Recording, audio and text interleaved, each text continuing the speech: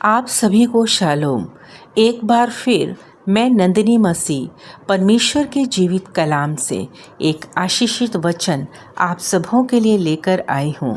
प्रभु का वचन यशायाह 43 उसके 18 पद में कहता है, अब बीती हुई घटनाओं का स्मरण मत करो, ना प्राचीन काल की बातों पर मन लगाओ।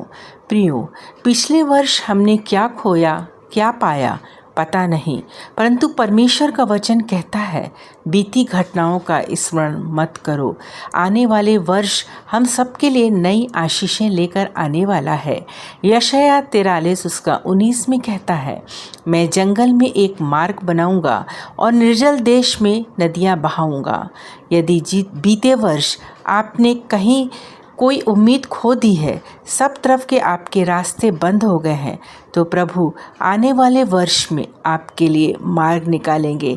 हम जिस रास्तों को सोच भी नहीं सकते, परमेश्वर वहाँ से रास्ते तैयार करेगा, क्योंकि हमारा परमेश्वर असंभव को संभव करने वाला परमेश्वर है।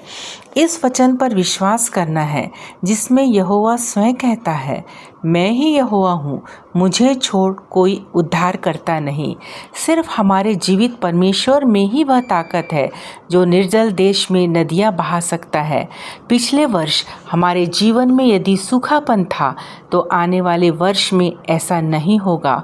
वचन के अनुसार आशीषों की नदियाँ हमारे जीवन में बहेंगी। ये हमारे वचन की ताकत है। पीछे नहीं देखना है, जीवन के सूखेपन को नहीं देखना है, सिर्फ आगे बढ़ना है।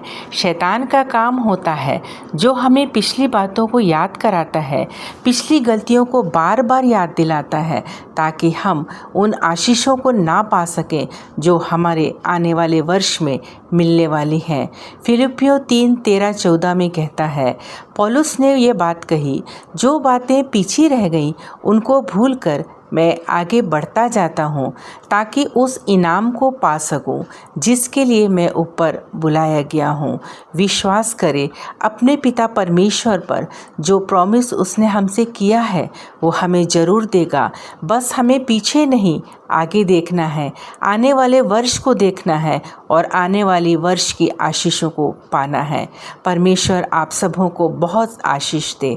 यदि आप इन वचनों से आशीष मिलती है तो इन लाइक, शेयर और सब्सक्राइब करें, ताकि दूसरे भी इन वचनों के द्वारा आशीषों को पा सकें।